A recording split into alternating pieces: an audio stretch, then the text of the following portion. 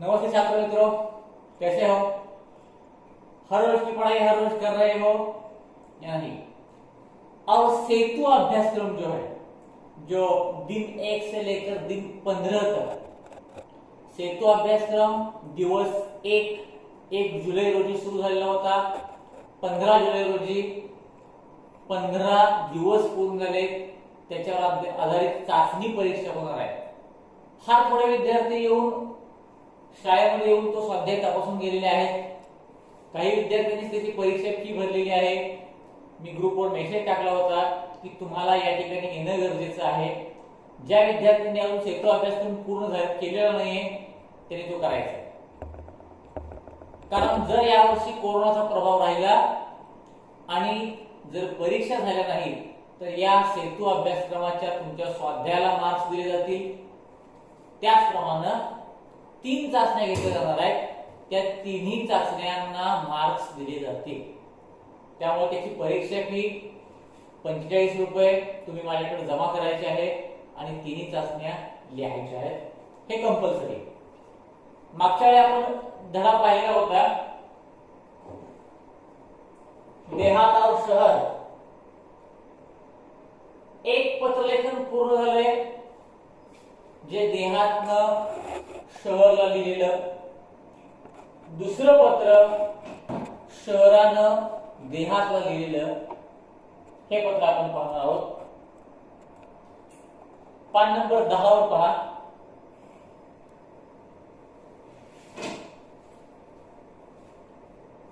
अगस्त 2017 में लिखा हुआ पत्र है. प्रिय मित्र देहात, नमस्कार.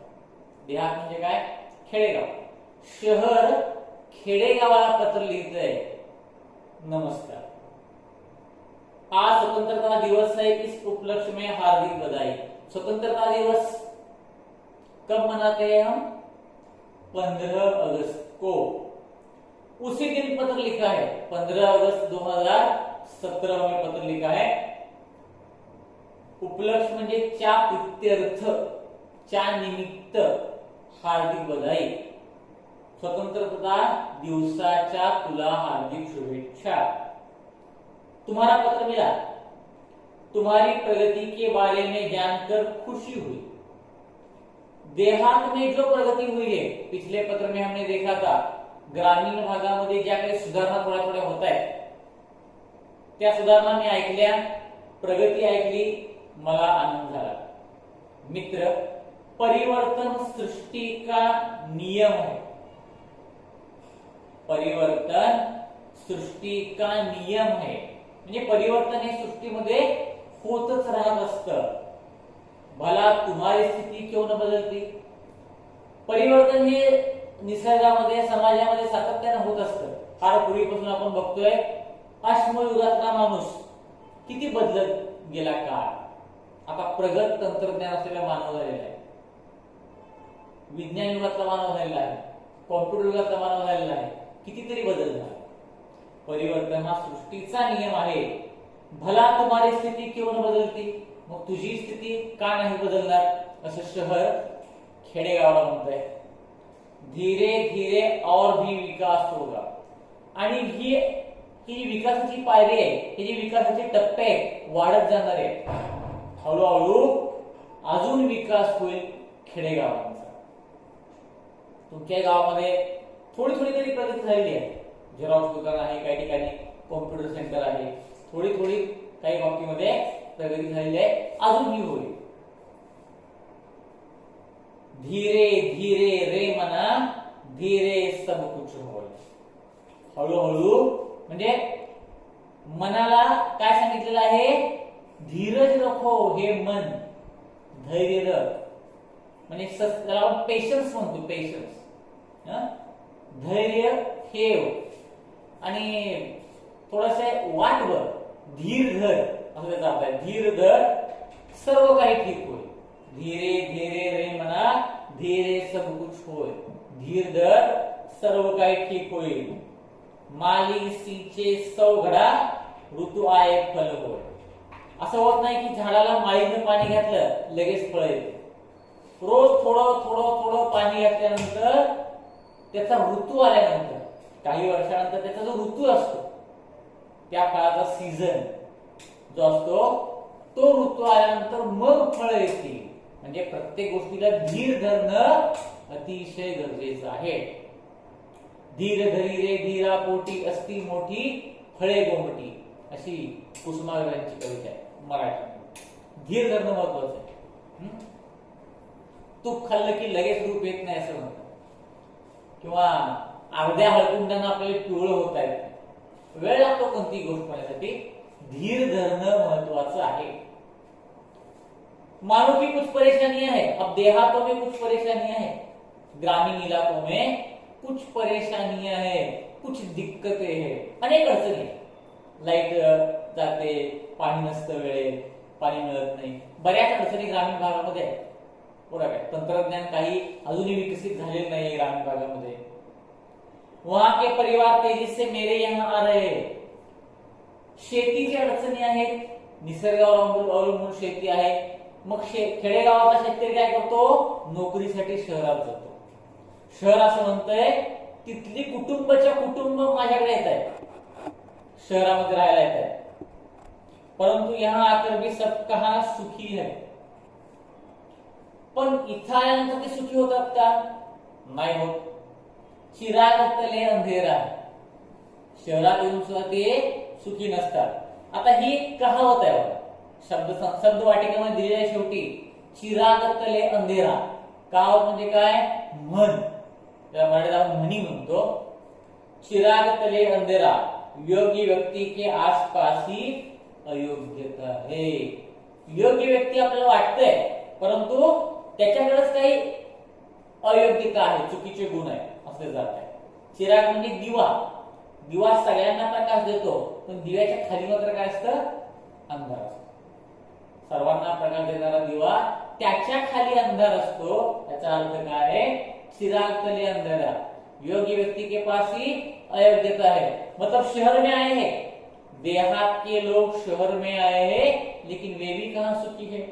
हर एक को काम नहीं मिलता.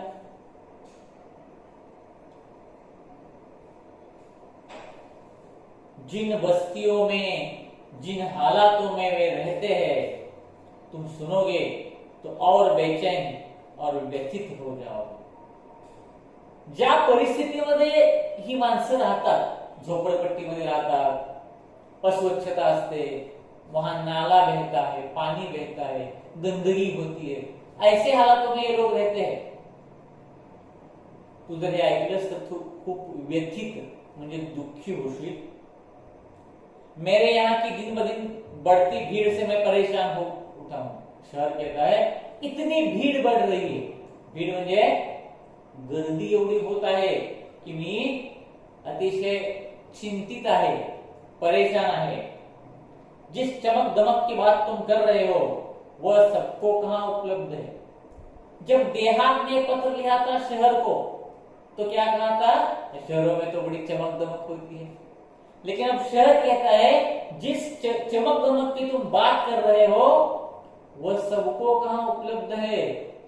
कुछ एरिया में, काही श्रीमंत वस्तीमध्ये चमक दमक आहे, काही मोठी घरं आहे, काही मोठी दुकानं आहे, पण तिथेही झोपडपट्टीमध्ये राहणारे जे लोक आहेत त्यांच्याकडे कुठली आहे चमक दमक? नाहीये. ती सर्वांना मिळत नाहीये, सर्वांची परिस्थिती सारखी नाही. तुम्हारे यहां से जो यहां आते हैं कई बार बाद में पछताते.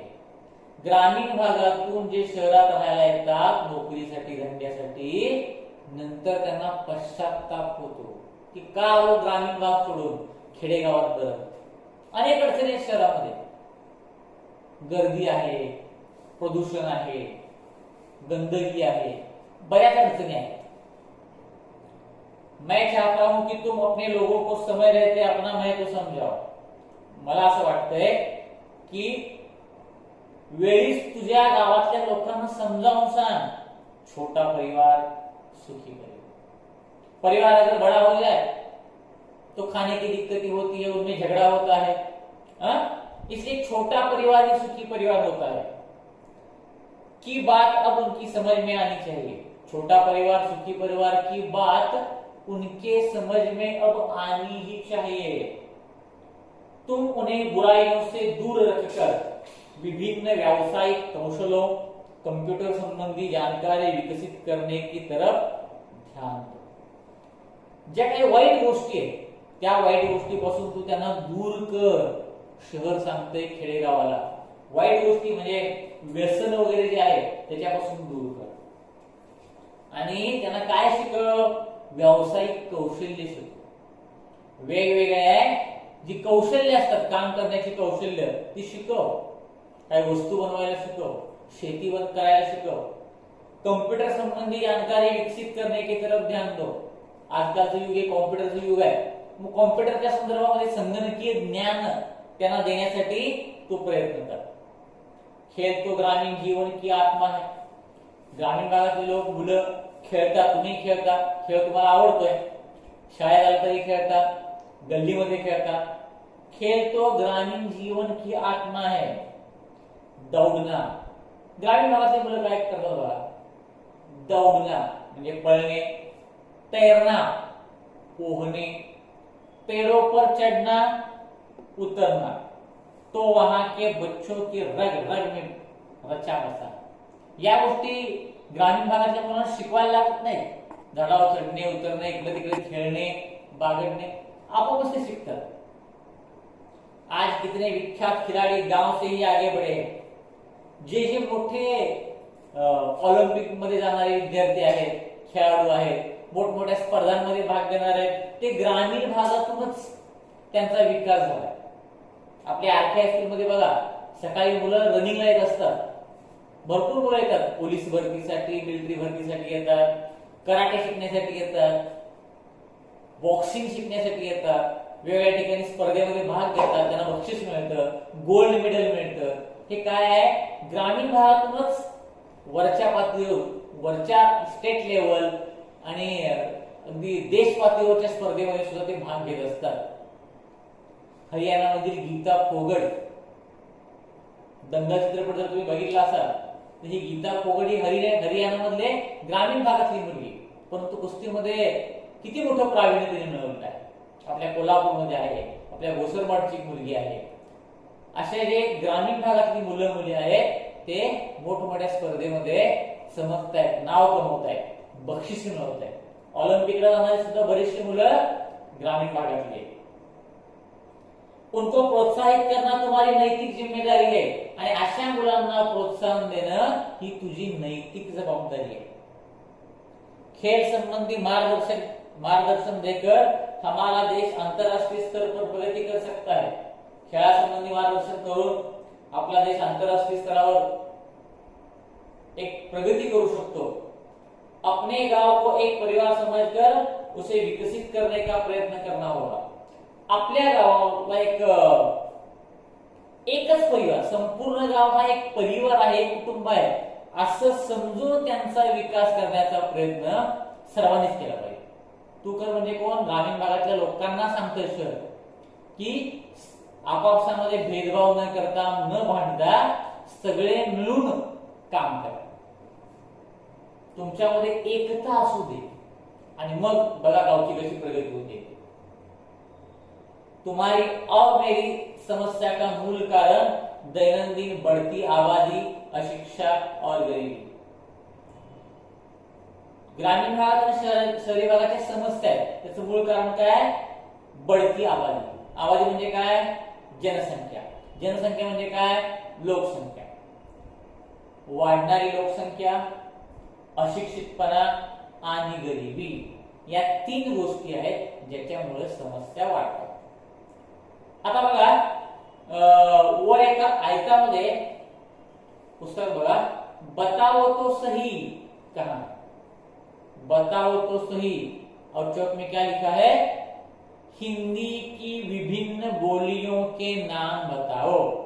हिंदी भाषा वेगवेगळ्या राज्यामध्ये बोलली जाते, पण त्याचे उपप्रकार आहेत, त्याच्यामध्ये बरेचसे उपप्रकार आहेत। कुठले कुठल्या राज्यामध्ये कुठे कुठे कोणती भाषा बोलली जाते, हिंदीची उपप्रकार, जसं मराठीचे प्रकार आहेत, कोकणी मराठी, गोंडवन मराठी, नागपुरी वेगळी मराठी, नाशिकची मराठी वेगळी, असे प्रकार आहेत मराठीचे, बोली भाषा ज्याला आपण म्हणतो. तसे हिंदीच्या कुठल्या कुठल्या बोली भाषा आहेत आणि त्या कुठे कुठे आढळतात. इथं काही भाषांची नावं दिली आहेत बघा बोली भाषांची. ब्रज, भोजपुरी, मारवाडी, दख्खिनी, गढवाली आदी. आता या भाषा कुठे आढळतात पहा, लिहून घ्या वहीमध्ये.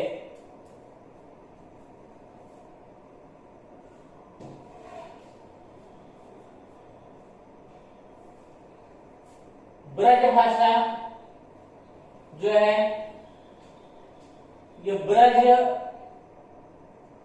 में बोली जाती है.